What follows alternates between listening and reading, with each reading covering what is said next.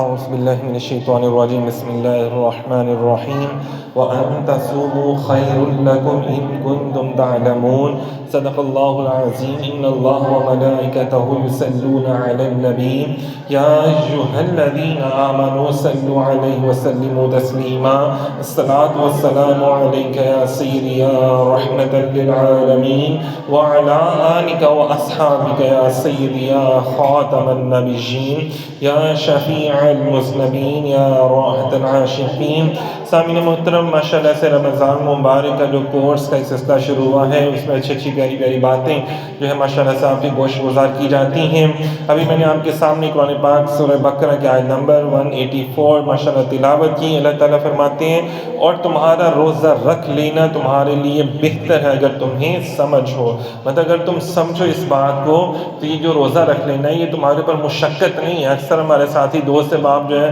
وہ سمجھتے ہیں کہ نہیں یار پتہ نہیں روزہ رکھ لینے سے مجھے جسمانی کمزوری پیدا ہو جائے گی، پتہ نہیں ذہنی کمزوری پیدا ہو جائے گی، میں کام کرنے کے قابل نہیں رہوں گا، سستی اور کاہلی آ جائے گی۔ حالانکہ ایسا نہیں ہوتا ہے، اور یہ دنیا بھر کے جو سائنسدان ہیں وہ اس بات پر متفق ہیں آج بھی ماشاءاللہ سے۔ فرمایا کہ طبی نقطہ نظر سے کہ روزہ عبادت کے ساتھ ساتھ صحت انسانی کے لیے مفید چیز ہے۔ ڈاکٹرز کا کہنا ہے، اچھا جی، جو جسمانی صحت کے حوالے سے جتنے بھی ڈاکٹرز ہیں اور جنہوں نے اس کے اوپر بڑی ریسرچ کی ہے دنیاوی اعتبار سے، وہ بھی کہتے ہیں کہ جسم میں کوئی نقص یا کمزوری واقع نہیں ہوتی، بلکہ روزہ رکھنے سے صرف 2 کھانوں کا درمیانی وقفہ بڑھ جاتا ہے۔ مطلب ہم صبح کا ناشتہ کرتے ہیں، دوپہر کا کھانا کھاتے ہیں اور پھر رات کا کھانا کھاتے ہیں، تو یہاں پر کیا ہوتا ہے، ہم سحری کرتے ہیں، دوپہر کا کھانا مس کر دیتے ہیں، بس ایک کھانا بس مس کرتے ہیں اور پھر ہم لوگ رات کا کھانا کھاتے ہیں۔ تو آج کی جدید سائنس میں جو انسانی جسم کے اوپر جو ریسرچ کرتے ہیں لوگ، اور جتنے بھی لوگ جو ہیں وہ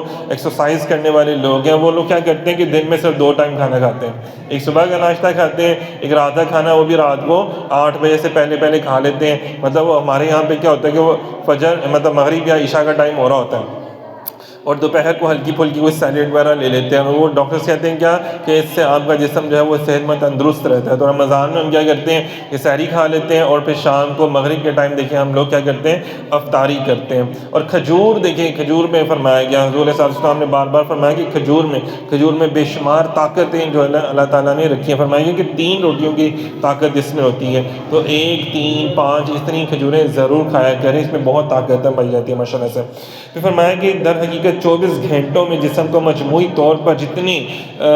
جو ہے وہ کیلوریز اور پانی چاہیے ہوتا ہے نا، وہ سارا کا سارا ہمیں روزے میں ماشاءاللہ سے مل جاتا ہے۔ جو پروٹین ہمیں ملتا ہے نا، ہمیں چاہیے ہوتا ہے جو ہماری باڈی کو، تو ہم دہی کھاتے ہیں سحری میں ماشاءاللہ سے، اس میں پروٹین موجود ہوتا ہے اور ہمارے جسم کو چاہیے ہوتا ہے، جس کی وجہ سے سستی اور کاہلی نہیں آتی۔ اسی طرح کاربوہائیڈریٹ وغیرہ یہ ساری چیزیں بھی ہمیں ملتی ہیں، اور عام دنوں کے مقابلے میں جسم کو اکثر زیادہ تعداد میں ملتے ہیں۔ اس کے علاوہ جسم فاضل مادوں کو بھی استعمال کر کے توانائی کی ضرورت پوری کرتا ہے۔ اچھا جی،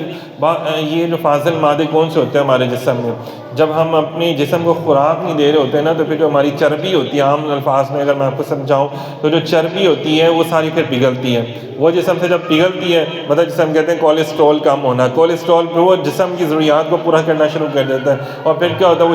جمتا نہیں ہے، جو جمع ہوتا ہے نا ہماری نالیوں میں، وہ نالیاں بھی اس بہانے کیا ہوتا ہے کہ کھلنا شروع ہو جاتی ہیں، اور پھر جو بلڈ پریشر کی جو مرض ہوتے ہیں ان سے بھی نجات ہو جاتی ہے، اور کتنے مرضوں سے اللہ تعالیٰ نجات عطا فرما دیتے ہیں۔ اب دیکھیں اسی طرح ہارٹ کی جگر کے حوالے سے روزہ جو ہے وہ سارے نظام ہضم کو 1 ماہ کے لیے آرام مہیا کر دیتا ہے۔ در حقیقت اس کا حیران کن اثر بطور خاص جگر پر ہوتا ہے، کیونکہ جگر کھانا ہضم کرنے کے علاوہ 15 مزید اعمال بھی سر انجام دیتا ہے۔ اگر دیکھیں جگر کو کھانا ہضم کرنے کے لیے نہیں دیا تو آرام سے آرام کرے گا، سکون کرے گا، اندازہ کر لیں، اور جب وہ آرام کرے گا تو پھر کیا ہوگا، ہمارے جسم کے معاملات جو ہیں اس میں بہتری پیدا ہوگی۔ اور اسی طرح فرمایا سائنسی نقطہ نظر سے ماہرین طب کا دعویٰ ہے کہ اس آرام کا وقفہ 1 سال میں 1 مہینہ کم از کم لازمی ہر انسان کو ضرور کرنا چاہیے۔ آپ دیکھ لیں کہ جو لوگ کہتے ہیں جو سائنس کے اوپر پیچھے پڑے ہوتا ہے، جی نہیں سائنس جو کہتی ہے ہم نے وہ کرنا ہے، جو لبرل اور سیکولر قسم کے لوگ جو ہیں، تو آپ کی ہی سائنس یہ کہہ رہی ہے کہ کم از کم سال میں 1 مہینہ ایسا ضرور ہونا چاہیے کہ آپ اپنا کھانا پینا انتہائی کم کر دیں. جب کریں گے تو آپ پھر کیا اسے کہتے ہیں جگر کی بیماریوں سے، بلڈ پریشر کی بیماریوں سے، اور اسی طرح دل کی کتنی بیماریاں. بلڈ پریشر ظاہری بات ہے اپنا نارمل میں ہوگا، جو نالیاں ہیں اس میں سارا ایکسٹرا کولیسٹرول سارا گھول کے مکس ہوگا آپ کے جسم کے ساتھ، تو پھر وہ نالیاں بھی کھلیں گی، وہ دل کے معاملات جو ہے خون پمپ ہونے کا وہ بھی جاری ہوگا اچھے طریقے سے، اور پھر انسان جو ہے وہ نہ ہارٹ کا پیشنٹ بن سکتا ہے اور نہ ہی بی پی کا پیشنٹ بن سکتا ہے. بی پی بھی اس کا پھر کنٹرول میں رہے گا. اور ویسے یہ آج کل بھی ہے، ہم نے کئی ایسے ساتھیوں کو دیکھا ہے ماشاءاللہ سے جو روزے رکھ رہے ہیں اور بڑے اچھے طریقے سے رکھ رہے ہیں اور ان کو کوئی ہارٹ کی تکلیف نہیں ہو رہی، کوئی ان کا بی پی ہائی یا شوٹ نہیں کر رہا. جو عام دنوں میں شوٹ کر جاتا تھا تو وہ نہیں کر رہا کیونکہ وہ نارمل غذا لے رہے ہیں. افطاری بھی نارمل ہے، سحری بھی نارمل ہے، جو اللہ اور اس کے رسول نے بتائی ہوئی چیزیں ان کے ساتھ، اور وہ سارا دن پھر اللہ کا ذکر کرتے ہیں، قرآن کی تلاوت میں گزارتے ہیں، اور پھر درود و سلام میں سارا دن گزارتے ہیں. یہ بھی شرط ہے، یہ تقوی اختیار کرنا ہے. تو یہ نہیں کہ سارا دن بھوکا پیاسا رہنا ہے، قرآن کے قریب جائیں گے رحمت برکتیں آپ کے اوپر. وما ارسلناک الا رحمۃ للعالمین میرے آقا ہیں. پہلا عشرہ ہے ماشاءاللہ سے یہ رحمتوں کا بھرا، اور رحمت کہاں سے ہمیں ملنی؟ اللہ تعالیٰ نے ہمیں بتا دیا ان اللہ وملائکتہ یصلون علی النبی یا ایھا الذین آمنوا صلوا علیہ وسلموا تسلیما، کہ محبوب پر درود و سلام پڑھو. پھر دیکھو اللہ تعالیٰ تمہارے لیے آسانیاں اور سلامتیاں پیدا کر دے گا. تو یہ سلامتی اور آسانی کیا ہے کہ اللہ تعالیٰ فرمائے نا کہ قل لا نار کونی بردا وسلاما علی ابراہیم، کہ ابراہیم علیہ السلام کے لیے اللہ تعالیٰ نے کیا کیا کہ آگ کو گلنار بنا دیا. تو دیکھیں اگر ہم بھی درود و سلام پڑھیں گے، اللہ کی محبوب سے محبت کریں گے، تو ہمارے لیے بھی جو دنیا کی آگ ہے اور پھر جسم جو ہے بیماریوں کی آگ جو ہے وہ بھی ٹھنڈی ہو جائے گی، اور اللہ تعالیٰ ہمیں بھی شفا اور آسانیاں عطا فرمائے.